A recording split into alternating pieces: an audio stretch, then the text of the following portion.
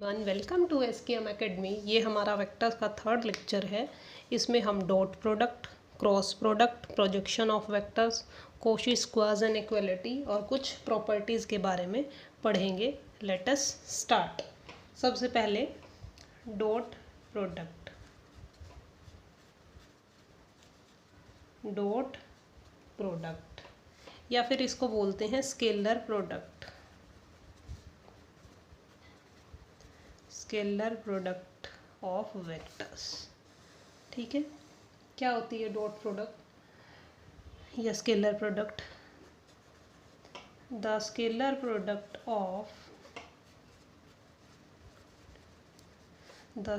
Product of vector A and vector B is written as, कैसे लिखते हैं इसे? A dot B is defined as, और defined कैसे करते हैं इसको? A डॉट B जो हमारा होता है वो हमारा होता है mod of vector A mod of vector B into cos theta, where theta is the angle between vector A and B। कोई भी वेक्टर A है, वेक्टर B है, अगर हमें इन दोनों की डॉट प्रोडक्ट बतानी है, यानी कि A डॉट B या B डॉट A, ये हमारा इस तरीके से डिफाइंड होता है। ठीक है बात? हाँ जी, ठीक है। A dot B is equal to mod of vector A into mod of vector B cos theta. ठीक है, देखो, not A dot B is equal to zero. अगर A डॉट B हमारा ज़ीरो के इक्वल हो जाता है, यानी कि क्या, इससे हमें क्या पता चला? A डॉट B हमारा कैसे डिफाइन था? A dot B is equal to, यानी कि mod A mod B cos theta. ये ज़ीरो के इक्वल हो गया, ये ज़ीरो के इक्वल हो गया, या तो ये ज़ीरो होगा, या तो ये ज़ीरो होगा, या तो ये ज़ीरो होगा। देखो, ये इम्प्लाई क्या करता है? या तो वेक्टर A और vector B is a zero vector, यानी कि दोनों वेक्टर्स में कोई एक वेक्टर ज़ीरो होगा, तभी उन दोनों की डॉट प्रोडक्ट ज़ीरो होगी। या तो फिर क्या होगा, और कोस थीटा ज़ीरो होगा, या तो ये ज़ीरो या तो ये ज़ीरो। अगर ये दोनों नॉन ज़ीरो हैं तो क्या होगा? कोस थीटा ज़ीरो होगा, और कोस थीटा ज़ीरो यानी कि थीटा किसके इक्वल आ गया? Theta is equal to π/2, 90 degree. 90 degree हो गई, यानी कि A और B दोनों के बीच में एंगल 90 डिग्री हो गया। तो क्या हो गया? या तो vector A is perpendicular to vector B। यहाँ से हमें क्या पता चला कि अगर हमें दो वेक्टर्स की डॉट प्रोडक्ट ज़ीरो गिवन होती है तो हमें या तो दोनों वेक्टर में से कोई एक वेक्टर ज़ीरो के इक्वल होता है, या वो दोनों एक दूसरे पे परपेंडिकुलर होते हैं। क्लियर बात? ठीक है बात? यानी कि हमें डॉट प्रोडक्ट में A डॉट B हमने डिफाइंड किया A mod B mod cos theta के इक्वल। अगर वो ज़ीरो गिवन है तो या तो एक वेक्टर ज़ीरो होगा, या तो दोनों आपस में म्यूचुअली परपेंडिकुलर होंगे। ठीक है, अब बात करते हैं इसकी प्रॉपर्टीज़ की। Properties of dot product. एक और बात यहाँ पे बतानी रह गई, इसमें देखो, A डॉट B में जो हमारा है, A का मॉड भी स्केलर होता है, B का मॉड भी स्केलर होता है, और कोस थीटा की कोई भी वैल्यू हो, थीटा पे हमारी वैल्यू स्केलर होती है। तो A डॉट B डिफाइन करने के बाद हमें एक स्केलर नंबर मिलता है, इस वजह से इसको हम स्केलर प्रोडक्ट भी बोलते हैं। डॉट प्रोडक्ट और स्केलर प्रोडक्ट। ठीक है, प्रॉपर्टीज़ ऑफ डॉट प्रोडक्ट। देखिए क्या क्या प्रॉपर्टीज़ हैं इसकी। मेन करते हैं हम। A dot A is equal to mod A का स्क्वायर। ठीक है, यानी कि A डॉट A उसके मॉड्यूलस का स्क्वायर के इक्वल होता है। वैसे A डॉट A कैसे डिफाइन होगा? A dot A is equal to mod A into mod A cos theta. Theta इन दोनों के बीच का एंगल, दोनों के बीच में एंगल क्या है हमारा? ज़ीरो है। सेम ही तो है वेक्टर A इंटू A, तो कोस ज़ीरो हमारा 1 होता है, तो ये इंटू ये इसका स्क्वायर हो गया। क्लियर है बात। हमें एक और बात यहाँ से पता चली कि जो हमारा यूनिट वेक्टर होता है with respect to x axis i dot i, with respect to y axis j dot j, with respect to z axis k dot k, ये हमारे 1 के इक्वल होते हैं। ठीक है बात। डॉट प्रोडक्ट में आई डॉट आई, जे डॉट जे और के डॉट के हमारे 1 के इक्वल होते हैं। अगर आई डॉट जे या आई डॉट के बाकी कोई लेंगे तो हमारा 0 के इक्वल होगा। Clear. Second, a dot b is equal to b dot a, that is dot product is commutative. Dot product is commutative. Clear. Third is A dot B plus C is equal to A dot B vector A dot C, यानी कि ये हमारा dot product addition के ऊपर हमारी distribute हो जाती है। लेफ्ट साइड से डिस्ट्रीब्यूट है तो हम इसको बोलेंगे लेफ्ट डिस्ट्रीब्यूटिव। अगर हमारा इसी टाइप से राइट साइड से डिस्ट्रीब्यूट होता B plus C, B dot A plus C dot A अगर हमारा होता, ये क्या होती, राइट डिस्ट्रीब्यूटिव, यानी कि dot product is distributive over addition. Clear. Fourth, vector A dot 0 vector is equal to 0, very simple. Fifth, अगर हमारा कोई स्केलर मल्टीप्लाई है A के साथ, दूसरा स्केलर मल्टीप्लाई है B के साथ, तो उनकी डॉट प्रोडक्ट में ये दोनों स्केलर्स आगे आ जाते हैं और डॉट प्रोडक्ट ऐसे डिफाइन हो जाती है। इनको हम कॉमन ले सकते हैं। क्लियर। अब देखो, हम एंगल, अगर हमें दो वेक्टर दे रखे हैं उनके बीच में एंगल फाइंड आउट करना है, तो हम एंगल कैसे फाइंड आउट करेंगे। देखो, A डॉट बी को हमने कैसे डिफाइन किया है, mod A mod B cos theta. अगर हमें थीटा फाइंड आउट करना है, A और B गिवन है, तो cos theta is equal to simply क्या हो जाएगा, A dot B by modulus of A modulus of B। This is use to find the angle between A and B। ठीक है। अगर A और B के बीच में एंगल हमें क्या है, थीटा है, उसको अगर हमें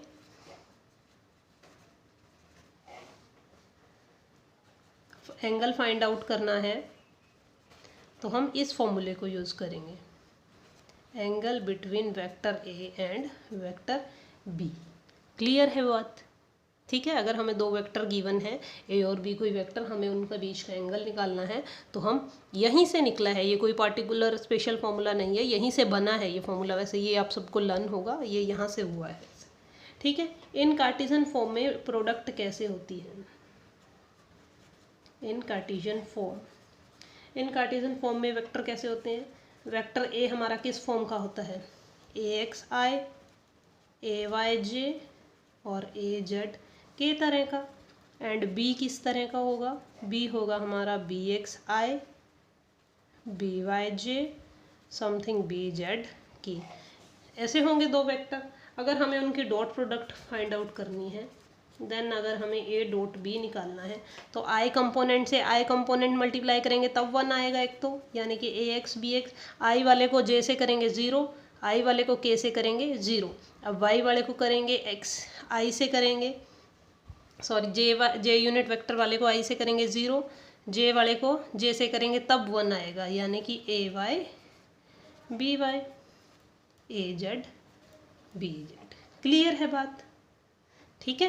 यानी कि I डॉट I 1 होगा और बाकी I को J से करेंगे या तो I को K से करेंगे, वो हमारा 0 के इक्वल आएगा। तो हमारी डॉट प्रोडक्ट इस तरीके से होगी कार्टेशियन फॉर्म में। अगर हमें कोस थीटा निकालना है तो कोस थीटा में हमें AX BX AY BY AZ BY, यानी कि तीनों कंपोनेंट की आपस में मल्टीप्लाई, I वाले की I के साथ, J वाले की J के साथ, K वाले की K के साथ, और नीचे दोनों का अलग अलग से मॉडुलस। ठीक है। By BX square BY square plus BZ square. ठीक है। इस तरीके से हम यहाँ से निकाल लेंगे। ये किसके इक्वल है हमारा, A dot B by modulus of vector a modulus of vector b, ये हम कार्टेशियन फॉर्म में हम इस तरीके से फॉर्मूला अप्लाई करेंगे। क्लियर है बात। एक है हमारी कोशी-स्क्वाज इनइक्वालिटी।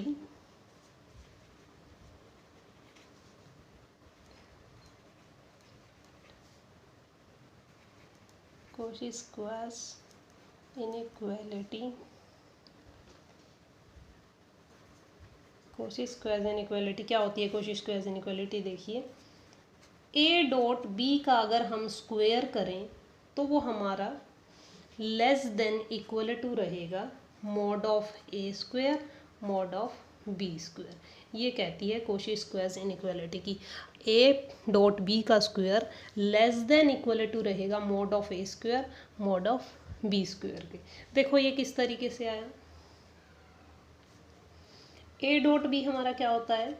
अभी हमने डिफाइन किया mod of a mod of b cos theta, squaring कर दो both side, a dot B का स्क्वायर तो क्या हो जाएगा? इसका स्क्वायर और cos square theta. Cos square theta देखो, कोस थीटा हमारा लाई करता है -1 और 1 के बीच में, कोस स्क्वायर थीटा हमारा always less than equal to होगा 1 से, लेस देन इक्वल टू 1, ये लेस देन इक्वल टू 1 होगा तो क्या होगा?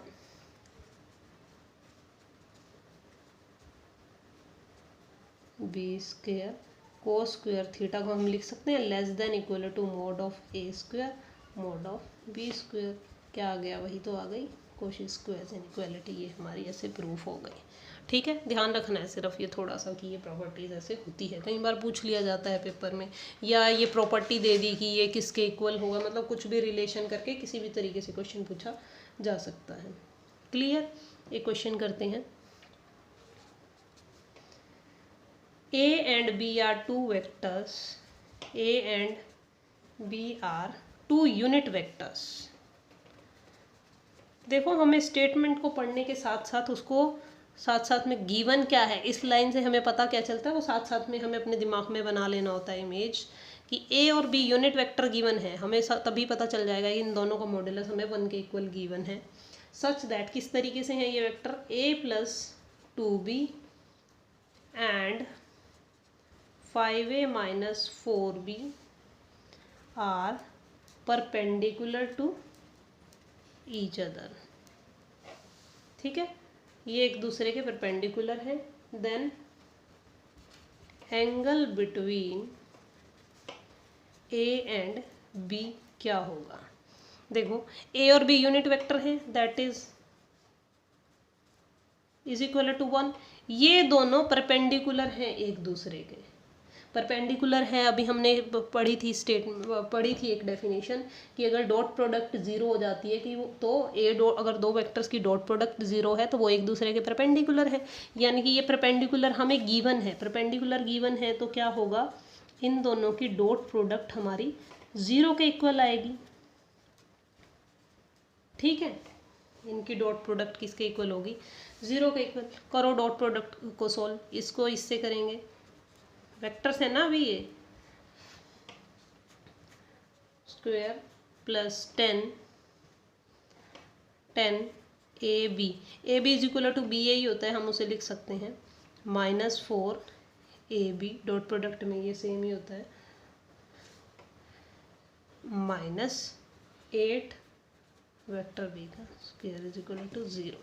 ठीक है, इसकी वैल्यू 1 है, 5, इसकी ये 10 - 4 6 A dot B -8 that is 0,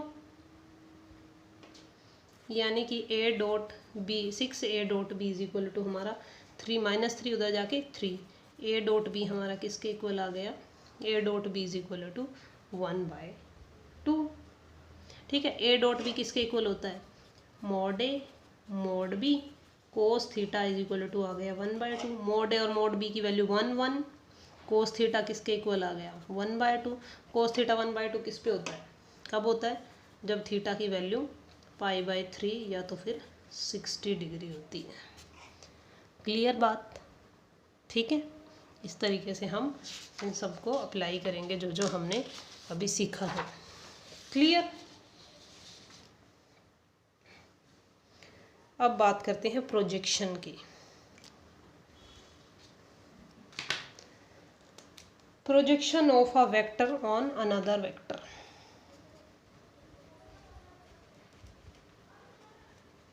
projection of a vector on another vector. Projection होती क्या है, देखो एक वेक्टर ए है, दूसरा वेक्टर बी है।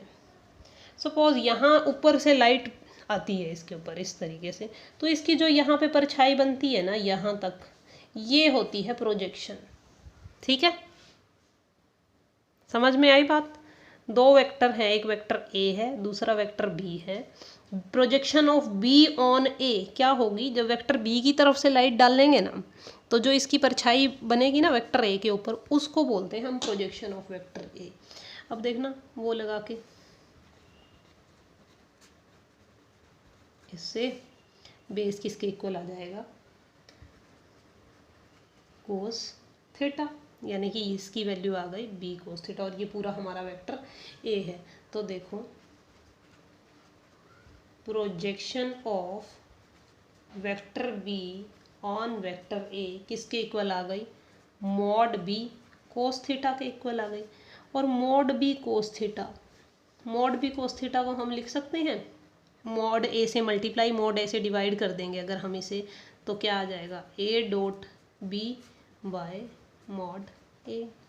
देखो क्या किया, ये हमें यहाँ तक क्लियर है। मॉड बी कोस थीटा के इक्वल आ गई projection, mod B cos theta के इक्वल आ गई, हमने मॉड बी कोस थीटा को मॉड ए से डिवाइड कर दिया और मॉड ए से मल्टीप्लाई। ये किसकी वैल्यू है, ए डॉट बी की वैल्यू नहीं है, a dot B by mod of vector a. और एक और बात, a by modulus of a किसके इक्वल होता है, यूनिट वेक्टर ए के। पीछे पढ़ा है ना हम लोगों ने कि अगर एक वेक्टर के को डिवाइड कर दिया जाए उसके मॉडुलस की वैल्यू से, तो वो हमारा यूनिट वेक्टर आ जाता है। क्लियर, ये क्या हो गई हमारी प्रोजेक्शन ऑफ बी ऑन ए। देखो जिसके ऊपर प्रोजेक्शन होती है वो उसका मॉडुलस नीचे आता है डॉट प्रोडक्ट के साथ।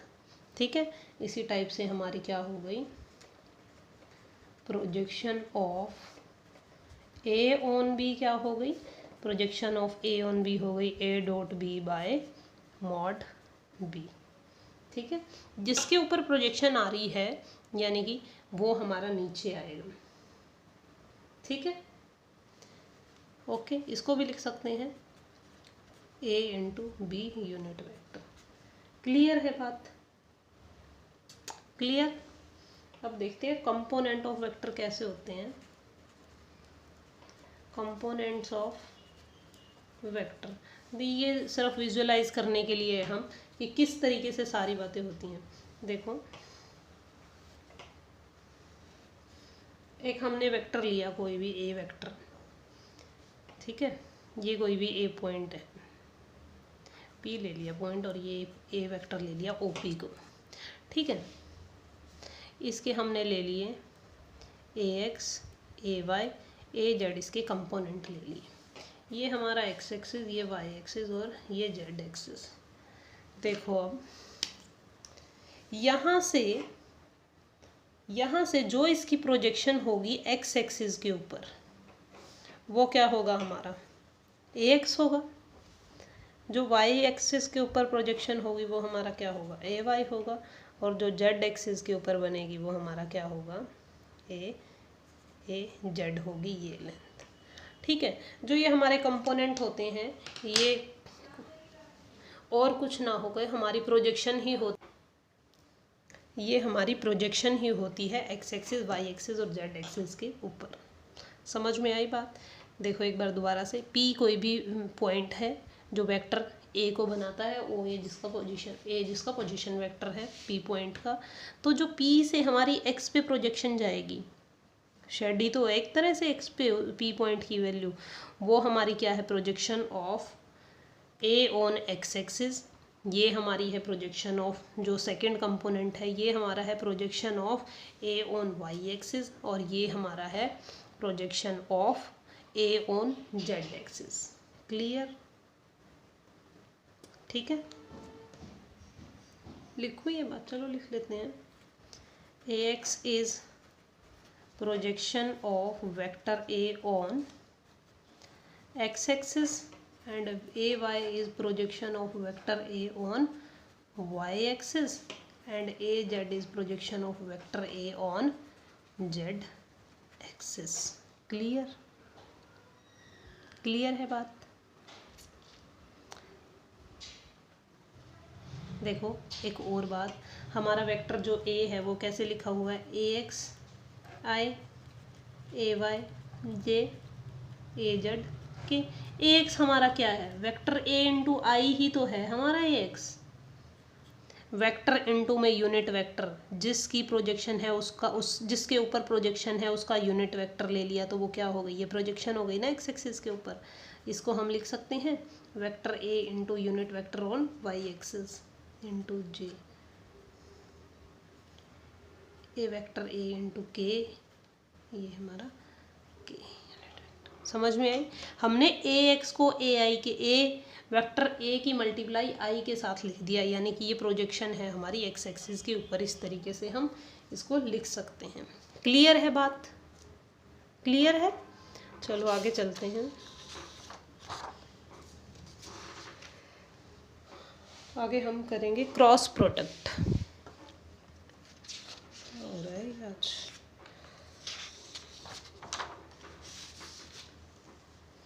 Cross product of vectors, cross product of vectors. देखो भाई क्रॉस प्रोडक्ट, ये वेक्टर ए है, ये वेक्टर बी है, ठीक है। वेक्टर ए से वेक्टर बी की तरफ जब हम गए तो वो होगा ए क्रॉस बी, ए क्रॉस बी। ये क्या होता है, परपेंडिकुलर होता है ए के भी और बी के भी। समझ में आई। जब हम दो वेक्टर्स की क्रॉस मल्टीप्लिकेशन करते हैं, वो क्रॉस मल्टीप्लिकेशन दोनों वेक्टर के परपेंडिकुलर होती है, या तो हम ये भी कह सकते हैं A cross B is perpendicular to the plane containing A and B, यानी कि ए क्रॉस बी ए और बी को कंटेन करने वाले पूरे प्लेन के ही परपेंडिकुलर होती है। समझ में आई बात। और अगर हम बी क्रॉस ए लिखें तो बी क्रॉस ए जो होगा वो ऐसे नीचे चला जाएगा। देखो थंब से देखो, अगर हम ए से बी जा रहे हैं तो डायरेक्शन ऊपर है, अगर हम बी से ए की तरफ आएंगे तो डायरेक्शन नीचे की तरफ होगी, यानी कि बी क्रॉस ए हमारा नीचे की तरफ जाएगा, और यानी कि A cross B is equal to minus B cross A हो गया, ठीक है। और डिफाइन कैसे करते हैं इसको, the cross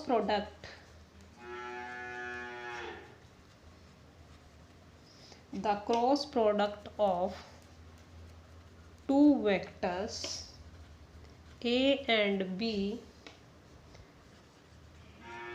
denoted by A cross B if theta is an angle between them, A और B के बीच में एंगल है theta, and n is unit vector, and n is unit vector perpendicular to the plane. n हमारा perpendicular के unit vector होता है perpendicular के through. n is unit vector perpendicular to the plane containing vector a and b। Cross product किस तरीके से define होती है, दो वेक्टर हैं ए और बी, डिनोटेड होती है ए क्रॉस बी से, जहाँ पे थीटा इनके बीच का एंगल है, एन ए की यूनिट वेक्टर है, mod A mod B sine theta और यूनिट वेक्टर, ठीक है, ठीक है बात। A mod B sine theta into unit vector of A, ठीक है। यहाँ पे देखो क्या होता है, देखो साइन थीटा है, साइन थीटा की वजह से क्या होगा, वहाँ पे कोस थीटा था, कोस थीटा 1 कब देता था, 0 पे, यानी कि जब उनके बीच में एंगल 0 होगा दो वेक्टर्स के बीच में तो वो 1 के इक्वल होंगे। यहाँ पे हमारा क्या है, साइन 1 कब देगा, π/2 पे, यानी कि परपेंडिकुलर होंगे तो 1 वैल्यू देगा, यानी कि i और j परपेंडिकुलर होते हैं तो k के इक्वल, और j क्रॉस अगर i है तो वो माइनस k के इक्वल। डायरेक्शन चेंज कर दी तो नेगेटिव, यानी कि i से j जाते हुए k और j से i आते हुए माइनस k। ठीक है, इसी टाइप से i cross i, j cross j and k cross k is equal to 0। ठीक है, वहाँ पे i dot i, j dot j and k dot k 1 के इक्वल था, और यहाँ पे i cross i, j cross j, k cross k ये हमारे 0 के इक्वल होते हैं। और इसके साइन कैसे चलते हैं, अगर ये साइक्लिक ऑर्डर में चलेंगे i j k, अगर ये साइक्लिक ऑर्डर में चलते हैं i j k या k i j या j k i इस तरीके से चलते हैं तब तो हमारा आता है पॉजिटिव साइन। अगर इनका ऑर्डर साइक्लिक चेंज हो जाता है तब हमारा आ जाता है नेगेटिव साइन। ठीक है, इनको यूनिट वेक्टर्स को डिफाइन करते हुए। और डिफाइन कैसे होता है कार्टेशियन फॉर्म में इसको, अगर वेक्टर ए हमें दे रखा है axi, ayj and azk, b vector है कोई bxi, byj, bzk, तो a क्रॉस b डिफाइन होगा i j k ax ay az bx by और bz के डिटर्मिनेंट के। देखो यहाँ से जो वैल्यू आती है, देखो अगर हम इनको डायरेक्ट क्रॉस करेंगे, i को i से करेंगे तो 0, i को j से करेंगे तो k, i को k से करेंगे तो माइनस j, तो वैल्यू हमारी सेम ही आएगी। बस ये हमारा क्या है, मेथड है इसकी क्रॉस प्रोडक्ट को रिमेंबर रखने के लिए, मतलब ये इजी मेथड है इसको याद रखने के लिए। क्लियर है बात? ठीक है, क्रॉस प्रोडक्ट। इसके बाद हम एक क्वेश्चन करते हैं जो कि HTET पे आया था अभी 20 में, HTET 20 में आया था। Unit vector perpendicular to this and this, find unit vector perpendicular to 2i minus j plus k and 3i plus 4j minus k। देखो दो वेक्टर दिए हुए हैं हमें, इन दोनों वेक्टर्स के हमें परपेंडिकुलर बताना है। यूनिट वेक्टर परपेंडिकुलर, सबसे पहले तो परपेंडिकुलर होना चाहिए, वो पहले परपेंडिकुलर निकालते हैं उसके बाद यूनिट की बात करेंगे।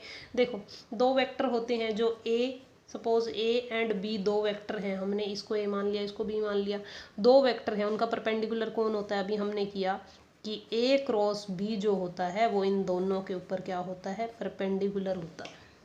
ठीक है, यानी कि हमें इन दोनों की क्या निकालनी है, क्रॉस प्रोडक्ट। पहले तो परपेंडिकुलर निकालें, यूनिट तो बाद में देखेंगे।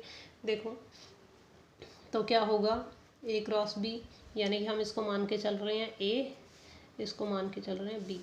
क्रॉस प्रोडक्ट कैसे, i j k, इसके कंपोनेंट्स 2 -1 1 3 4 -1, करो solve, i into 1 -4 minus j into -2 -3 plus k into 8 plus 3 that is equal to -3i plus 5j plus 11k। ये हमारा क्या आ गया, a क्रॉस b, यानी कि ये हमारा आ गया vector perpendicular to given vectors. अब इसका यूनिट वेक्टर निकालना है। यूनिट वेक्टर क्या होता है, यूनिट वेक्टर ऑफ a क्या होता है, कराया हुआ है पहले आपको, vector divide by magnitude of that vector.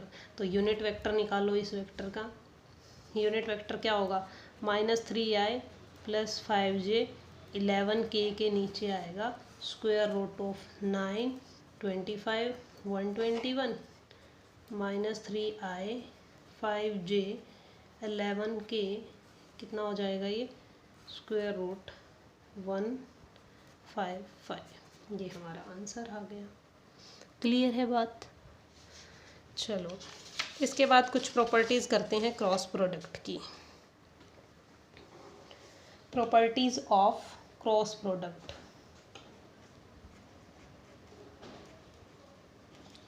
Properties of cross product. देखो प्रॉपर्टीज़ एक बार।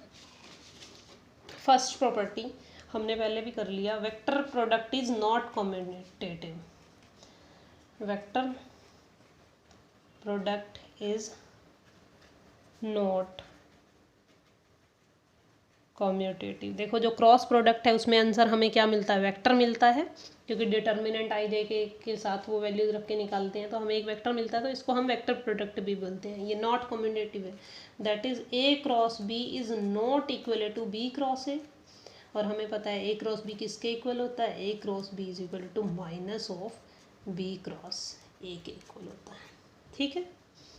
सेकेंड, अगर हमारा स्केलर मल्टीप्लाई है एम ए के साथ या स्केलर मल्टीप्लाई है हमारा बी के साथ, तो हमारा स्केलर बाहर आ जाता है दोनों ही केसेस में। ये तो अगर दोनों के साथ भी होता है, एम ए एन बी होता तब भी वो बाहर ही आ जाता है, m n a cross b. ठीक है। क्रॉस प्रोडक्ट डिस्ट्रीब्यूटिव होती है over the addition. A cross b plus c is equal to हो जाएगा हमारा a cross b plus a cross c. कौन सी है ये, लेफ्ट डिस्ट्रीब्यूशन। अगर हमारा हो b plus c cross a that is equal to B cross a plus c cross a, ये हमारा क्या है, राइट डिस्ट्रीब्यूशन। क्लियर। ये यानी कि cross product is distributive over addition. A cross b अगर हमारा ज़ीरो के इक्वल है, अगर ए क्रॉस बी ज़ीरो हो जाए and a and b are non zero. देखो ए क्रॉस बी ज़ीरो हो जाए, या तो ए ज़ीरो होगा या बी ज़ीरो होगा या फिर साइन थीटा ज़ीरो होगा। साइन थीटा ज़ीरो होगा तो देखो साइन थीटा ज़ीरो होगा तो हमारा एंगल बीच में क्या होगा, उसके ज़ीरो होगा। ज़ीरो होगा तो क्या होगा, if and only if a is parallel to vector b. जहाँ वहाँ पे हम क्या कहते थे कि अगर a dot b is equal to zero है तो क्या होगा, ए इज़ या तो ए ज़ीरो या तो बी ज़ीरो या तो a is perpendicular to b. ठीक है। लेकिन अगर ए और बी नॉन ज़ीरो दे दिए और इनकी डॉट प्रोडक्ट ज़ीरो है तो ए और बी म्यूचुअली परपेंडिकुलर होंगे। यहाँ पे क्रॉस में क्या होगा, पैरेलल। क्रॉस जीरो होती है तो पैरेलल होते हैं, non zero cross product zero तो A B parallel, non zero vector की डॉट प्रोडक्ट जीरो तो ए एंड बी परपेंडिकुलर। समझ में आई बात। इसके बाद हम करते हैं कुछ इम्पोर्टेंट रिजल्ट्स करते हैं।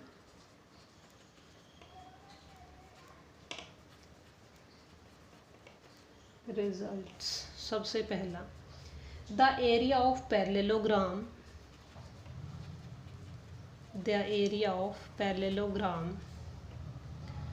with adjacent sides vector A and vector b. कोई पैरेललोग्राम है जिसकी एडजेसेंट साइड्स ए और बी हैं, उसका एरिया किसके इक्वल होगा, mod of cross product of vector A and B. The area of parallelogram with adjacent side A and B is mod of दोनों की क्रॉस प्रोडक्ट। ये है एरिया ऑफ पैरेललोग्राम। ठीक है। ये कई बार डायरेक्ट अप्लाई हो जाते हैं पेपर में, तो आप लोगों को ये पता होना चाहिए। इसी टाइप से the area of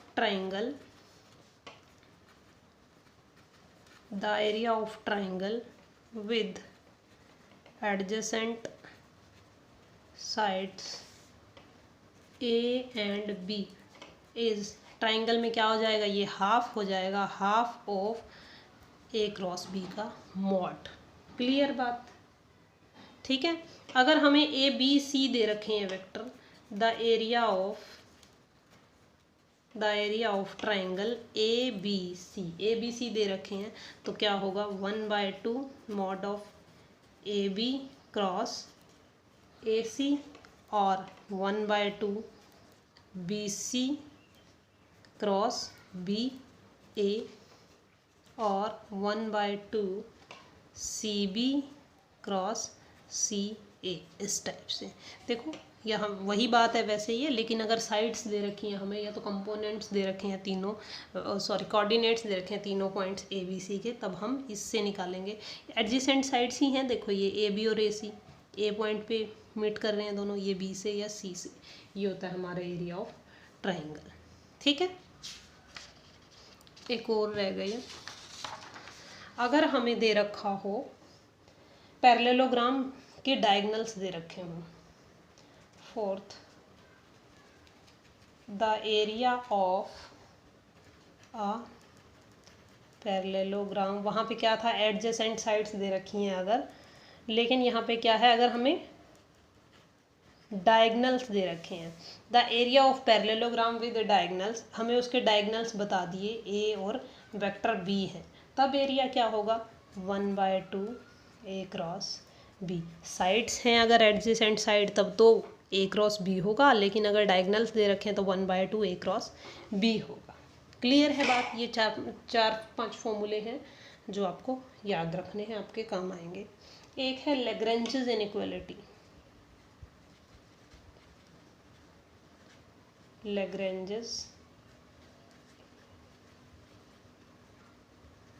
Lagrange's inequality, paper में कई बार ये डायरेक्ट पूछ ली जाती है।